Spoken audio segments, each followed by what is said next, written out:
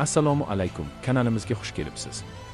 Kanalda yangi bo'lsangiz obuna bo'ling, like bosing va fikringizni kommentariyada qoldiring. Demak, biz boshladik. Başakşehirning umumiy 9 o'yinlik mag'lubiyatsiz seriyasiga Beşiktaş so'nggi daqiqalarda gol urib nuqta qo'ydi. Turkiya Super Ligasi 22 tur, Başakşehir 2-3 Beşiktaş gollar, Selke 36 daqiqa. Yildirim 88 daqiqa, Oq 43 daqiqa, Okupchu 58 daqiqa, Mahakimoglu 93 daqiqa, Eldor Shomurodov to'liq o'yin o'tkazdi. Abbos Fayzullayev esa 66 daqiqada zaxiraga olindi. Abduqodir Husanov Salfordga qarshi o'yinning eng yaxshi futbolchisi deb topildi. 3 marta o'yinning eng yaxshi futbolchisi. O'tgan 2024-25 mavsumi startidan beri barcha musobaqalarda bir o'yinda gol va assist qayd etgan Premyer Liga futbolchilari: 1. Mohamed Salah 15 ta o'yin, 2. Erling Haaland 6 ta o'yin, 3. Bukayo Saka 6 ta o'yin. Muhammad Salah bu boshqa darajadagi misl. Harry Kane klub va terma jamoa safida 500 ta gol urib ulgurdi. Deja vu 2023 yil fevral oyida Arsenal ligada peshqadamlik qilayotgan paytda Brentford bilan 1-1 hisobida durang o'ynadi. Man City oxir-oqibat ligada g'olib chiqdi. 2026 yil fevral oyida Arsenal ligada peshqadamlik qilayotgan paytda Brentford bilan 1-1 hisobida durang o'ynadi. Xo'sh, bu yog'i nima bo'ladi? Endi Angliya Premyer Ligasi yonadi.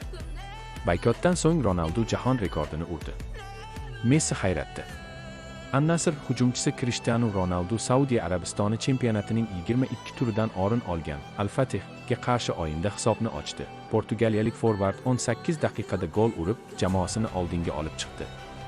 Bahsda riyodliklar 2-0 hisobida g'alaba qozondi. Cristiano Ronaldo uchun ushbu gol professional faoliyatidagi 962si bo'ldi va bu jahon rekordi hisoblanadi. Viniciusning so'rayotgan juda katta maoshni to'lay oladigan Yevropa klubi nomi ma'lum bo'ldi.